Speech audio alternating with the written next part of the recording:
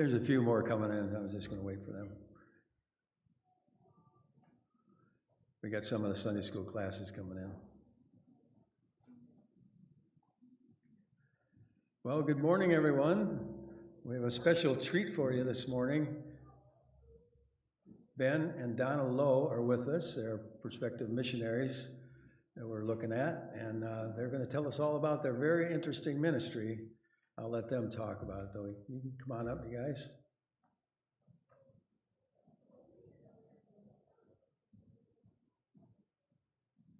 Thank you guys for coming. Appreciate it. Am I on here? Oh, I am. All right. I'll be on that one. All right. So we are Ben and Donna Lowe. We were privileged to be here Wednesday night, beginning of July, and we fell in love with this church while we were here. We are super excited to be back here. We've been looking forward to coming back. You guys have the highest ratio of super cute little kids that I've ever seen in my life in a church. Like, this is crazy. But we were super impressed when we were here, and we are just really happy to be back. We've been to a lot of churches, and we've really been impressed with what I see here. Like, I love being in churches where you hear little voices and you see the future of the church in front of you. So we are currently on deputation, have been since about October of last year. I currently serve as the undersheriff in Roscommon, Michigan. I've been at the sheriff's office for about 26 years. And I'll talk more in Sunday school about how we ended up where we are and how we ended up in this ministry. Donna spent most of her life working in the courts. She currently works at the Midland County Road Commission, but most of her life she worked in our local courts, so we've been a police family our entire marriage. We are with a group called Tactica Ministries, and Tactica stands for Teaching Authorities Christian Truths in Central America. We're going to talk more about that as we go, but it was started many years ago by this couple. 20 years ago, Ryan Rott was a public safety SWAT sergeant for the Kalamazoo Department of Public Safety, and they at the time had two little tiny girls, and they moved them to Costa Rica to start a ministry to police officers in Costa Rica, and since it has expanded into other Spanish-speaking nations. They are the beginning of it, and as they built that ministry, one of the things that propels the work of the Holy Spirit in that country is large trips, short-term missions trips from this country to teach their police there. I still am working on wrapping my mind around what policing is there even after all these years. It's so much different than what we see here.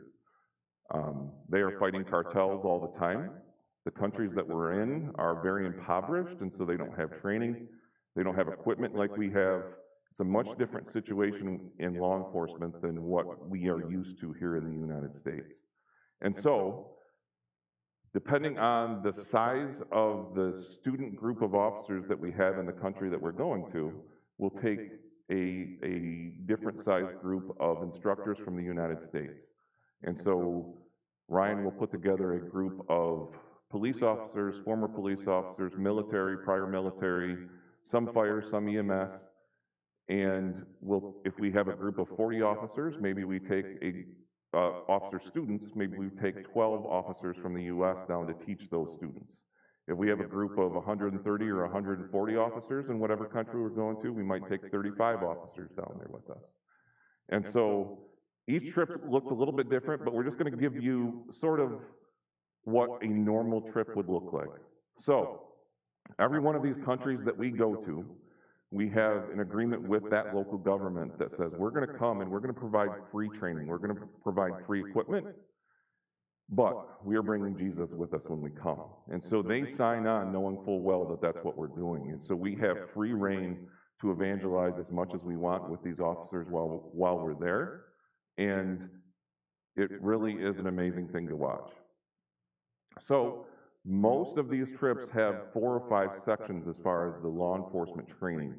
And that could look different depending on what sort of facilities we have access to run those trainings.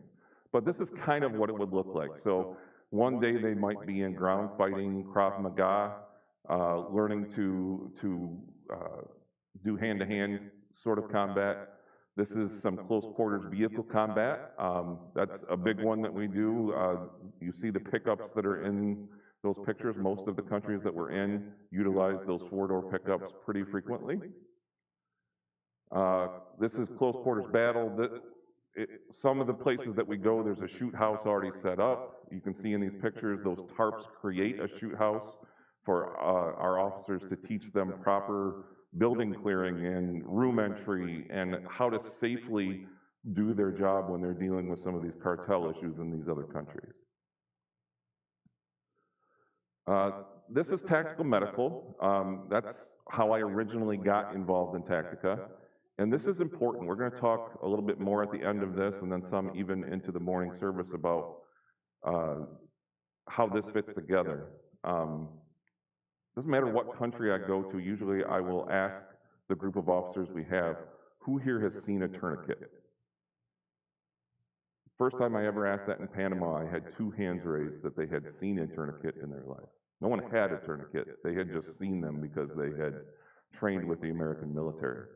And so they have no idea how to do blood stopper, how to do the basic things that we take for granted as police officers in America. And so we take them that training. Every officer at the graduation of that training gets their own, what we call an IFAC, or an individual first aid kit that they can use for them or their partners or citizens that they serve to save their lives. If you look on the left side of that screen, there's a fellow with a big old beard there that's getting bandaged up. That was my very first trip I ever went on to Costa Rica, and we're going to talk about him later in the morning service, but just keep him in mind. If we have the ability, we will do a live fire range. It's really difficult to get ammunition. It's really difficult to get those things lined up in some of these countries, but we will, if we have the ability, we will do that. The guy in the center of that picture that's holding that handgun, he's a retired Navy SEAL. And if we have a live fire range, we really like to have him there because he runs an amazing range. So when they check in, this is what it looks like. They check in and they get a Spanish Bible. We have one on our back table, just like the ones that we give out. They get a devotional called My Tactical Time with God that was written by Ryan and Gretchen specifically for police officers. That's also on the back table. Only theirs is in Spanish. They get a verse memorization sheet of verses that they work to memorize throughout the week. And so the fellow on the left there, he is holding his verse memorization sheet, and he has memorized all of those verses. There's 100 verses on that sheet. Some are 2 or 3 at a time. Some are 4, 5, 6 at a time. Some are entire chapters. And those passages are chosen specifically for what's contained in them as we try to lead them to an understanding of their sinfulness and their need of a Savior to redeem them from that. The picture that's on the right there, you see them all just with their faces in their Bibles. We didn't make them do that. They are, every second that they have available that they're not in training, they are trying to learn verses. And that's why. We call it Tactawana or Adult Awana for those of you who grew up in Awana. Every instructor who goes takes extra suitcases. I always take those black and yellow totes like you get from Home Depot and check them as extra bags on flights. And we're taking as much police equipment down as we can possibly take with us. Boots, backpacks, knives, handcuffs, pants, shirts, anything that we can find, we're putting on these tables for these officers to get. Like I said, very impoverished. None of them have much. And so the more verses that they are able to memorize and say, the more free equipment they can get while we're there. And they are super motivated to do that. always been impressive to me that this is the hook. Because, like Ben said, they don't have a choice. Like, the government knows that we're there to preach the gospel, and it's not like the US where I'm not gonna do that. No, you're gonna do that. Your agency says you're gonna do that. And so they can come with sort of an attitude of, I don't wanna be here, I don't wanna do this, and I'm not participating. And then they see those tables with all that equipment that they don't have any other way to get. And so whether they wanna be doing it or not, their nose in those verses, and they're learning them because they want that equipment. So it seems sort of tricky, but if that's how we get the Word of God into their heart, like, we're gonna use it. So in addition, twice a day, every day, regardless of where you're teaching and what class you're in, everybody stops mid-morning, everybody stops mid-afternoon, and everybody does a devotional in a small group out of my tactical time with God throughout the week. Twice a day, every day, picking specific lessons that are, again, is leading them from their sin, their separation from God, and their need of redemption. And so that is huge, right? And we'll talk more about that in just a minute. I don't want to get too far ahead of myself. I put this slide in here because one of the things that you can't really understand until you've experienced it is how much we love on these guys. They come through the door the first morning and they have no idea how to take us, right? You've got these giant SWAT operators and Green Berets and Navy SEALs and just these group of guys that look like big gorillas that are all tattooed up. And these guys start coming through the door and all the instructors are just hugging on them, loving on them. Environment like they've never seen in their life. This fella here, he was a proclaiming atheist when he started in our small group. And I knew that going into it because they gather information from some of these guys before we get them. And we just loved on him all week. Just loved on him. And he would ask questions and more questions and more questions. And Donna and I got to be in that small group together. And at the end of the week, he was crying at graduation day and told me that I had hugged him more in the last week than his own father had hugged him for his entire life. And they are just looking for someone to care about them. And that's a big part of what we do, is truly get into the lives of these officers and care about them and their families. Another big part of the week is instructor testimonies. So every instructor that goes gets up, everybody comes back together at the end of the night from their different trainings, and so you might have 150 officers together listening to these testimonies. And most of the time, what you have are these big, burly guys that are up in front of all these officers. And most of the time, they're up there crying and talking to these men and women about how they messed their life up a lot of the time, right? Here's how I messed my life up with alcoholism. Here's how I messed my life up with adultery, and I almost lost my family.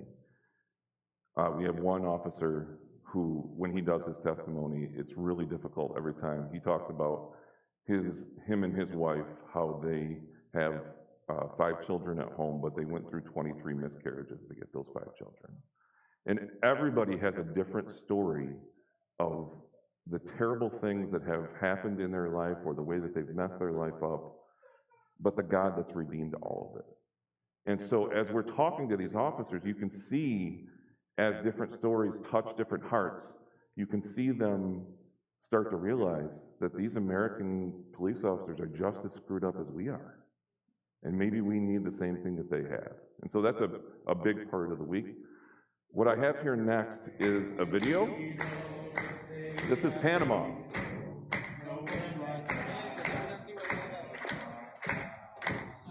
I'm no longer a slave to fear. I am a child of God.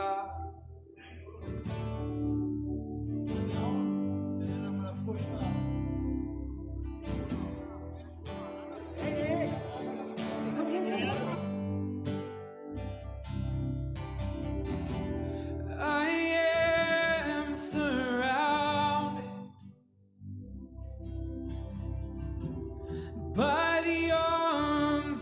the Father. I am surrounded by songs of deliverance. We've been liberated from our bondage.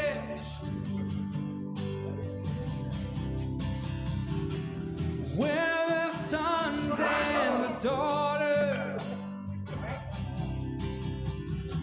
Let us sing our freedom. Oh, oh, oh, oh.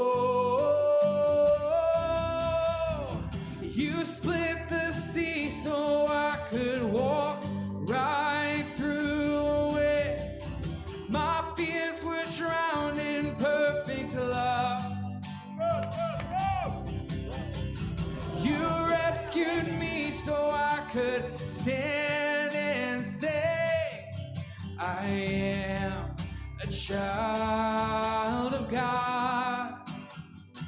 Oh, I am a child of God. Oh, I am a child of God.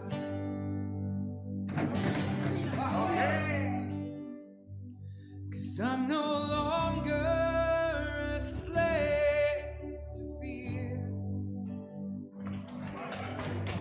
and I am a child of God.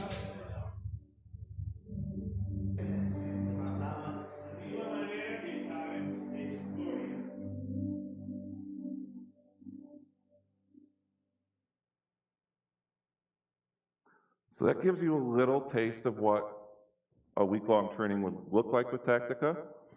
All of that is leading up to a final message that Ryan gives at the end of every training that is a true full salvation message of, if you haven't accepted Christ already this week, it's time for you to make a decision. Are you going to surrender to Christ, or are you going to leave here in your sin? And so this is always that song that was playing in the background during that video. That is the Spanish version of that song is usually playing in the background during that altar call, and it's a very emotional thing to hear because you see a lot of lives changed with that song playing in the background. So there was a trip to Costa Rica in March, and we did not go. Like I said, we've been on deputation. We are in a different church just about every Sunday. And so we decided not to go on this trip. But as we were hearing from the people that were on that trip, we started hearing that God was doing just amazing things in that trip at Costa Rica. And this is what that altar call looked like at that training that they did in March. 39 police officers accepted Christ during that training. And when you see how God is moving in these countries, it's like nothing I have ever seen in my life. So, I'll do this one. You want to do the next one? All right. This is from, again, my very first trip. Like, Ryan calls me, you want to go to Costa Rica? All right. I'm there, and I still don't exactly know what I'm doing and how. Like, I've been with Tactica, we've been supporting Tactica, we've been praying for Tactica for years. This is my very first time on a trip, and I still don't know what's going on. But this fellow comes up and talks to me on the very first day, the very first break of the morning, with a translator, and starts telling me about how he has not issues at home, but there is conflict at home because he and two of his partners were in one of the outer villages that surround the capital city, and they were doing surveillance on cartels. And the cartels made them and shot up their truck with AK-47s. He took 2 rounds, has recovered, and is back to work. And his family no longer wants him to work for the police, but he feels called to the police. And so we just started a relationship that morning and talked all week long about what he felt, what his calling was, how God had used that in his life. That photo on the right there with him holding the certificate, that is him and his wife. They went through, he surrendered to Christ. He went through our online discipleship course that we'll talk about here in a little while.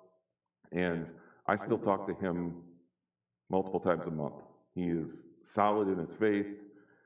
And the different things that these officers have experienced that we can't even understand in our culture are the very things that God is using to draw people to himself.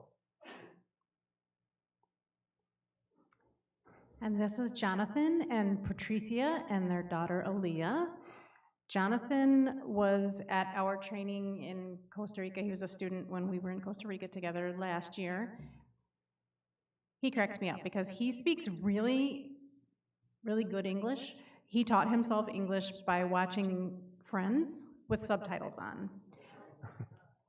And I thought I was going to be funny when he told me that. I said, wow, could that be any cooler?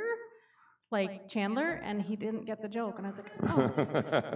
I guess some things are lost in the translation. But he is a super fabulous guy. We are still in contact with him. I am in contact with his wife. They have been through some very troubling times since we met them, and it's so hard to be here while they're there and just sort of trying to disciple them through Google Translate and the internet. But they're just a super sweet couple that we're still friends with to this day. They also went through our global discipleship, and it was nice. That was all by Zoom, and we'll talk about that in a minute. But it was cool watching the 3 of them, their daughter with them, as we go through the lessons together. And that's what really the end goal of Tactic is. How do we get into families and change entire families through that police officer that we're training within whatever training we're doing? So Ecuador is also one of our countries. It is beautiful. We train, that picture that you see there is a military base. It is 9 or 10,000 feet up on a volcano. What you see there is from the police base looking up towards the top of the volcano. So you have about another 7,000 feet up to go. And you look that direction, and you see the volcano, and you look these other directions, and everywhere you look almost looks fake. It looks like somebody's painted it and dropped the backdrop down. It's just incredibly gorgeous. But it's terribly impoverished. You drive around outside of the Americanized parts of that country, and you see what people live in, and you can't even believe that that's what they're living in. But that's what their churches look like. And that is what we're fighting in every one of these nations that we're in, is that we don't even understand the kind of Catholic that they have. We have sort of a Christianized Catholic in this country. We don't understand. I describe it usually as almost a Muslim Catholic. When you leave that faith, you may be leaving your family. You may be leaving your friends. You may be ostracized from everything that you've known. And this is why the verse memorization is so important, because they have no idea what the Bible says. They've never been in the Bible. They know what the priest has told them. They're all trying to be just good enough and give the church enough money that maybe they have a chance at being in heaven someday. Maybe if I just give just a little bit more and I do enough good things, maybe when I die, I can maybe be there. And so all they know is what the priest has told them. And when I run a small group, I'm very intentional about talking about the Bible from the very beginning and about how that is the only place that we can get truth from. And I make everybody agree to that at the beginning. Like, I'm not going to make up truth. You don't make up truth. The only truth about God we have is from this book, because they've been told so many things that aren't true. And so as you're teaching them what the true gospel actually is, They now have it hidden in their heart. And they know, I've memorized these 12 passages, and they all say the same thing. What they're telling us is true. And that's a really important part about getting them to a point where they understand this is the actual message of the gospel. I'm going to let you do this too. Okay? So last year we had, Ben mentioned it, a Zoom discipleship course. It was, all the instructors were in the US, and then we also did with officers in Panama, Ecuador, and Costa Rica. So 4 countries met over Zoom for 8 or 9 months, every other week. All of the instructors took turns teaching different lessons, and it was just, like Ben said, very nice to see them all, interact with them. Their kids would, the kids would climb in and be in and out of the camera, and it was just very nice to have that time with them, and they would ask questions, and it was just a nice time to be able to go just a little bit deeper and spend more time with them and get to know them. And we're hoping to have another Zoom discipleship class start up maybe next year. This year it didn't pan out with everything that everybody had going on, but it was very enjoyable. Zoom has its challenges, but it was definitely worth it. You can do that too. Oh, brother. You got it. So last October, we all met in White Cloud at the Shack. I don't know if any of you have ever been to the Shack. It's a bed and breakfast down White Cloud, and it's amazing. It's a Christian retreat center, and it was the first Tactica USA marriage retreat for American police officers. How many couples did we? 53, I think. 53 couples met for an entire weekend of fun and food and discipleship and learning and Bible study. And that is something Gretchen Rott is a licensed counselor with a heart for American police. Now, when they first started Tactica, there was no need in the US. Like, American officers, they don't need anything. They don't want anything. And with all of the other things that COVID and 2020 brought with it, the tide really turned for law enforcement in the US, and there is a need now. We have found that if you can get into the family, police wives, it is difficult to be a law enforcement wife, and they need support, and we found that if you can get into their homes, with their wives and their children and build those families, that's what law enforcement officers in America need. So, that was Tactica. We'll talk about our last several years here, and we'll talk more about it in the morning service also. But this is really what our life has been like for a couple of years now, for sure. When you start surrendering to God and He really starts to take true control of your life, it's incredible. So let's talk about Panama.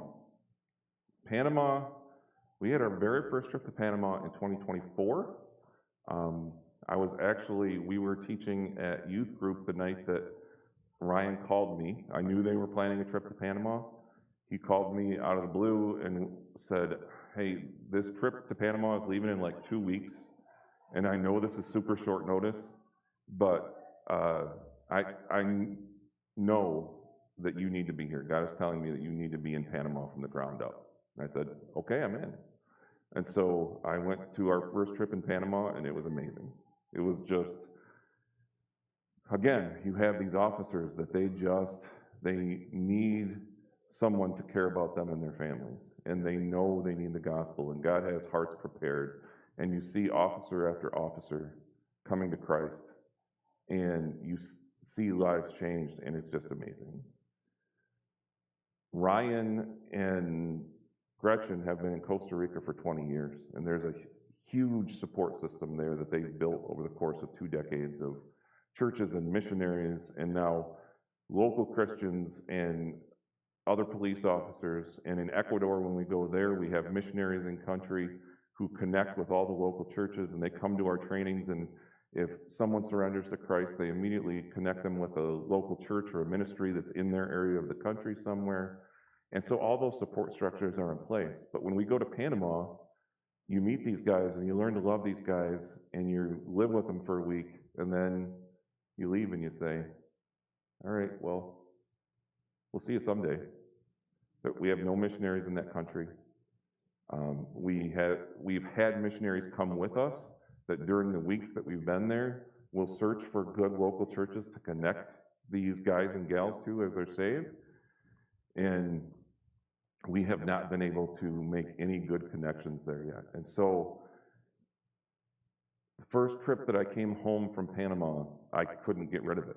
It was so heavy on my heart that we have all of these officers who are now living a new life, and they have no one to help them. They have no one to disciple them. They have no one to walk through that with them. When we went back to Panama, this young man that you can see here, he is standing in front of all of his peers, which would be difficult enough to do here in the USA. But in that country, he is standing there telling them about the life that he lived as a young man and all the wickedness that he lived in and the God that saved him from it and what his life looks like now. He was the one that was holding the memory verse sheet up in that previous slide. He was there for our first training. He was there last year when we went. God found him before we ever got there. And he and his family are already living the Christian life successfully there. And this last trip that we took there, Ryan and I met with him several times, and he feels the call into full-time ministry. So I strongly believe that God has plans for him in whatever the future of Tactica Panama looks like. And so our desire is to be in Panama, to help build the local ministry there and support. There's more guys. These pictures here are really special. That's a small group where multiple guys accepted Christ at the end of that small group. That's also Panama. And so we've been plugging him in sort of as a national leader as people come to Christ, as people need help. We've been bringing him along the way and trying to include him so that people will begin to look to him as a national leader within that country. This last trip to Panama, 11 new officers come to Christ, and it's just amazing to watch God move over and over and over again. The other thing that we believe God has called us to while we are living in Panama is we have more and more countries that are reaching out to Tactica all the time saying, how do we get you to come? And again, we aren't going to go unless the government will agree to sign those papers that say we can bring the gospel with us. And so we're constantly in negotiations with other places. Ryan and Gretchen are the only two full-time employees of Tactica currently. And so they're currently running ministries in 4 countries, and they have all of these nations talking to them. What we would like, and we continue to surrender to God and His will and His leading over and over and over again, we would really like to be in language school in Costa Rica by next summer. We need to do a year in language school to be able to run the ministry in Panama the way it needs to be run, and to help Ryan and Gretchen expand the ministry into other countries. But the way that you see God work and what is going on in these other nations, if those doors are going to open, we need to walk through those doors and tell people about Jesus. So that is the 2 big parts of the ministry that we really feel like there's an urgency for us to be there doing that. Anything to add to that? I want to throw this in there just for you guys as a prayer request, okay? A little over 2 weeks ago now in Costa Rica, Rodolfo here, he accepted Christ, I think about 15 years ago through Tactica. He was a canine handler in Costa Rica. He did competitive bike riding as a hobby, and he was riding his bike home from work and was run over by a semi-truck and killed. While the police family was still kind of reeling from that their local SWAT teams, ES teams, were working on a raid entry with the cartel boss in that country. He went by El Diablo. He and a couple of his highest subordinates were in a compound out in the jungle. He had been on the run for over 10 years, and really bad people. And they had intelligence people who were doing observation on this compound, and they had multiple SWAT teams then that came and did raid entry to try to take him into custody. They ended up in a firefight for over an hour. The cartels had AR-15s and AK-47s, and over 3,000 rounds were exchanged during that time. 8 police officers were shot during that. 6 of them were hospitalized. Almost all of the ones that were hospitalized had wounds on their limbs, and most of them were saved by tourniquets that they had because Tactica has been there for so long. Ryan took an emergency trip back to that country. That's him in the middle. Those are 2 of our national leaders on both sides. So Franklin is on Ryan's right. He is a really cool guy who works for the police there currently. Guy with the baseball hat on Ryan's left, that's Luis. He runs all of the tactical teams in Costa Rica. He is an awesome guy. He is the national leader for Tactica when Ryan is not in country in Costa Rica. And that's one of the cool things about watching what's happened in Costa Rica, is they've been there for so long that most of these police agencies, they have had people who were accepted Christ years and years ago through Tactica. They've been discipled, they're in church, and now they've risen up through the ranks, and most of these agencies now have leaders that are Christian leaders, and it's starting to transform that country from the inside out. Luis is one of the closest people in Tactica there, and these were all his guys that were doing these raid entries that were shot. Ryan got to go with him and talk to all of these guys in the hospital, and every one of them had the same story. I shouldn't be alive. God saved me. I never even should have made it to the hospital. And so that has had a huge impact, again, on the ministry there and on hearts and families. And they need prayer, but I sincerely believe that God can use this situation to get into hearts that maybe were hardened previously. So this is us. We're, like I said, we're both still working full time. My goal, as I look at it, and God and I don't always see eye to eye on everything, that's how it works.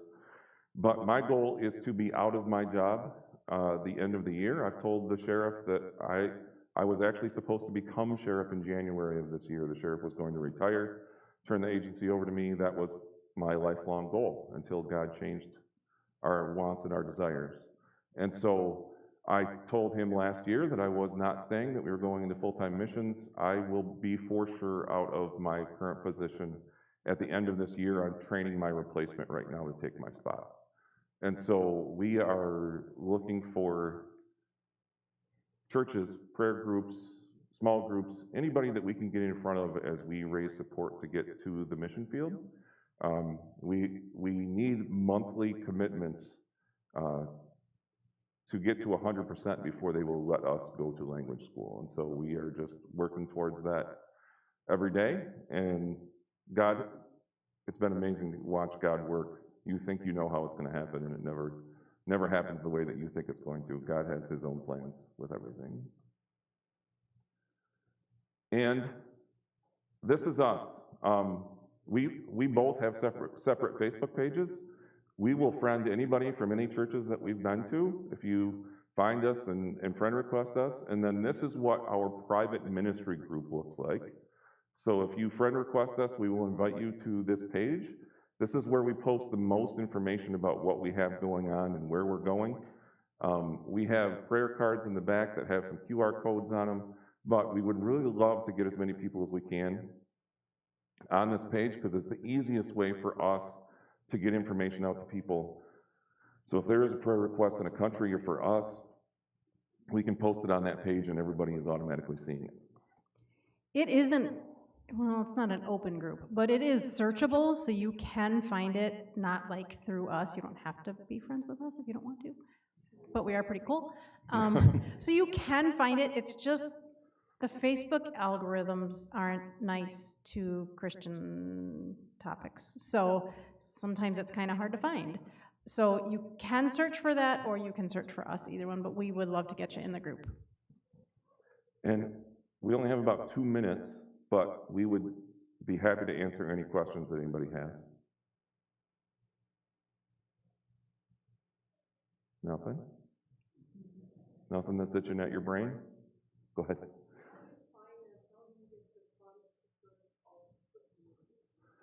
So like I said, every instructor brings stuff with them. Some of them are buying it. Some of them have churches that are helping them support that. I've been on a lot of trips and people will send me stuff. I've reached out to a lot of our vendors at work and they've donated stuff. People come by this stuff in a lot of different ways. But if you have 35 guys that are bringing stuff, then everybody only has to bring a certain amount, you know? But a lot of, I think a month or two ago, we have a trip coming up to Ecuador in September. And so I posted in our group a link to an Amazon page where people can just buy the stuff directly from Amazon and have it shipped directly to us. And I do a lot too.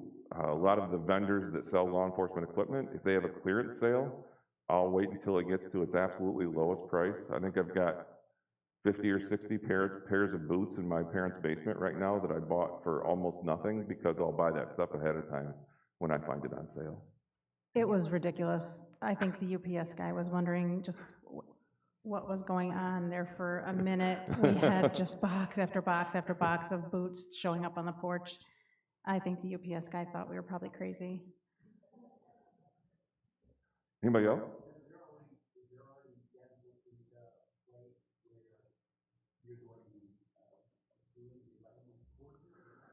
So there is a Christian language school in the capital city of Costa Rica, very near where the TACA headquarters was and where a lot of that ministry stuff was. And so we know a lot of people there already, and we are ABWE missionaries, and a lot of ABWE missionaries that need to learn Spanish have been there to that school, and that's where everyone has recommended that we go. They said that is a great school, and it helps to be immersed in that culture while you're learning. And when you're there, and nobody speaks English, you have to learn it. So, yeah. Anybody else? Well, Pastor, I think we're 1 minute over. Are we okay? All right, we will see you guys in Sunday morning.